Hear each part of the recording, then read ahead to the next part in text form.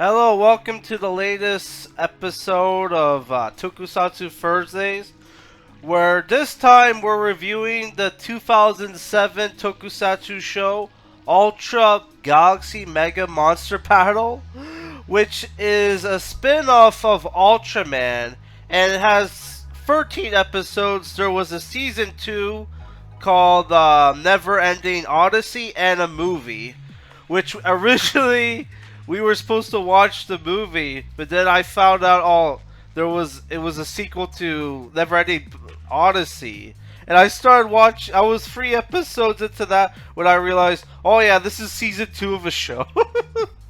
So that's why there was no episode last week, because I had to start watching this show on YouTube, which is weird. Like, season 2 and the movie is on Tubi, but they don't have season 1 for some reason, right?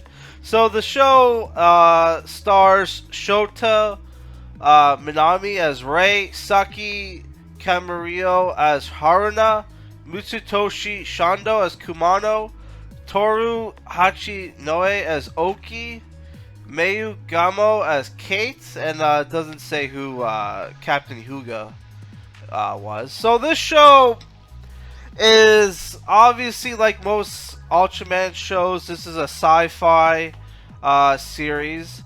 Where this show is a little different from other Ultraman shows. This show centers around this crew of the spaceship Pendragon, which is a decommissioned battleship now working as Ferreira for the SAP Spacey, whatever that is, which they don't explain what they do, right? So they're like, they work out in space. They're a 4-man crew that freighter cargo. When they get told by their boss, hey, to head to planet Boris, where we had a colony that ceased communication. So they go there, and the planet is overrun from monsters from Earth's prehistoric era, including alien monsters. So like, the show has like a lot of cameos from monsters from the different Ultraman series. What makes this show different from other Ultraman shows is that there's the main character, Rei, does not turn into an Ultraman like a traditional Ultraman. He has a device called the Monslode, which allows him to summon 3 monsters, right? Either one or all of them at once. So you can pick or choose. And he starts off with Gormora, which is like a Godzilla-like monster with a crescent moon shaped head with a horn, who was in the original Godzilla, Ultraman show, right? And he's like a fire-based monster, and throughout the show, Rei gets 2 other monsters. You have the sea and electric monster, Elking, and the flying bird-type monster, Litra, who's also a fire type, by the way. Like Gomorrah, right? So our crew of the Pendragon team up with Rei, to take down the monsters and to figure out, okay, what happened on planet Boris, and where are these monsters coming from, and where are the survivors, right? So like, this first 6 episodes of this 13 episode series for season 1, it's just Rei fighting random monsters from the Ultraman franchise. It's not until episode, like, I think 7, where they introduce this female character called Kate, who also has the ability to control and summon monsters, right? And there's also a third party, which is this robot called King Joe Black, which is a black alternate version of this robot King Joe, which is like this robot that's like multiple parts that can form together to make this giant robot, and it's going around killing everything on this planet, right? It belongs to this group of aliens called the Pendens or Pendenians. I'm not 100% sure, right? So yeah, like Ray, who's our mysterious protagonist, who doesn't know his own past, is working with the crew of the Pendragon to find answers to his past and figure out, okay, why is he on that planet, right? And also, you have cameos from Ultraman. Like, Ray keeps seeing, like, visions of an Ultraman stuck in a mountain, right? A half-dead Ultraman, which has, like, a cameo in the end of the very last episode of the series, which is pretty cool, because our heroes have to take on Kate and King Joe Black, and then at the same time escape from the planet Boris with the survivors before the artificial sun explodes and destroys the planet they're on. So yeah, so which I forgot to mention what the different characters are. You have the main the captain of the Pendragon is this middle-aged man called Hyuga, right? Who's a very reliable captain. He can fight, you know. He can pilot planes, and he's he's a great judge of character. While a lot of some of the other characters didn't trust Ray, he starts to trust him completely, because like Ray, like, you know, put his life on the line to fight the different monsters, right? You have Haruna, who's the female pilot of the Pendragon, who at first doesn't trust Ray, but, you know, eventually gets to trust him. Who also is on this mission because, like, her brother went missing on planet Boris, right? You have Kumano, who is basically the Scotty of the Pendragon, where he's like the main mechanic, right, and science officer. And then you have the last one, Oki, who is a monster specialist and otaku. Why they had a monster specialist when all these monsters were supposed to be extinct, who knows? But like, yeah, at the end of every episode, you have this toy commercial with Oki and Kumano, where he explains the different monsters in the show, gives them their background and stats.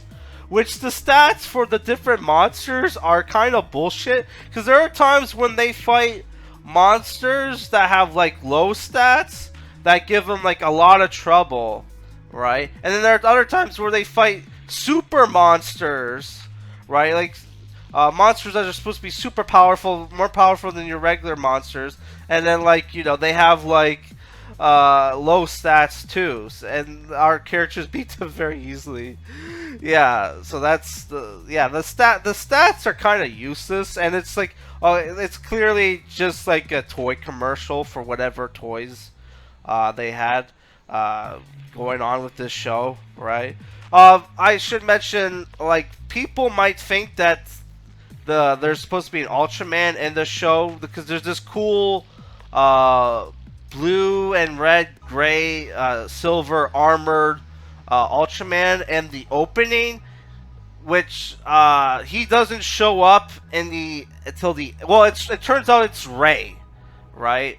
But Ray's not exactly an Ultraman, and when he turns into that form, he's not a giant, he's just regular size, and it's basically like a Super Saiyan transformation, because when he goes into that mode, his monsters become super powerful. They develop new forms and powers, right?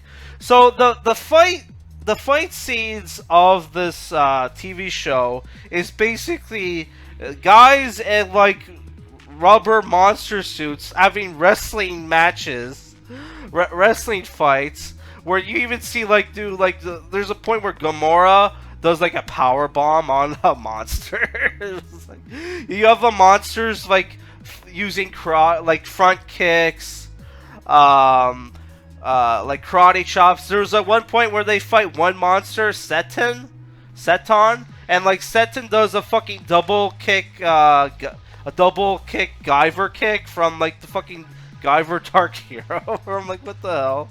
Also, there's There's a lot of CGI and green screen in the show, especially with all the different ships. And Litra, the bird monster, is completely CGI in the show, and his size changes towards the end of the show, where he's supposed to, like in the previous episodes, he looks huge, and then like near the end of the show, he's like the size of a jet compared to like the other monsters, which I thought was weird, because like you had size comparisons before where he looked way bigger. Alright, and also, there's some fights underwater where it's clearly they just did like a color, they put like a color filter, and they just added smoke to try to make it look like the monsters were fighting underwater. When it's like, obviously they weren't. So that was a little goofy. And there's not a huge cast of characters in this show. I think the most you ever see on screen is like 6 people or whatever. So yeah, the show, like, you know how like a lot of people say, like, we'll watch movies and you'll only see like three or four people, like there's only like 3 or 4 people on screen at once, and like people are like, oh, this is like a pandemic movie. This felt like a pandemic movie because of like how like there's not a lot of cast of characters on this show. But I thought, you know, despite that, I thought the show was great. I had fun. I like the sci-fi mystery element of the show, where you have like characters trying to figure out, okay, what's going on, and the designs for the monsters were great. A lot of variety, because like my problem with the main Ultraman show is that Ultraman, each episode is just Ultraman fighting a monster. Right, and like in that original Ultraman show, it's like Ultraman didn't have any other forms or whatnot. So like you don't have, so it's kind of cool in this show where though most of the series is Gamora fighting, you do have like other episodes where you see the other monsters fight, and there are times where like all 3 of Ray's monsters go to fight a single monster, right? But I did find they did do some shit that doesn't make, that they kind of forgot, and cause like they pulled some shit in the last episode where Ray and Kate have a monster battle, and Ray is when Ray, because it was like an official fight between monster handlers, right, which are called Ray Onyx in the show. Ray was getting his ass kicked, and he was feeling the blow, like every blow that Gamora took. When in previous fights between those characters, that didn't happen, and the explanation was, it's because 2 Rayonics users were fighting, right?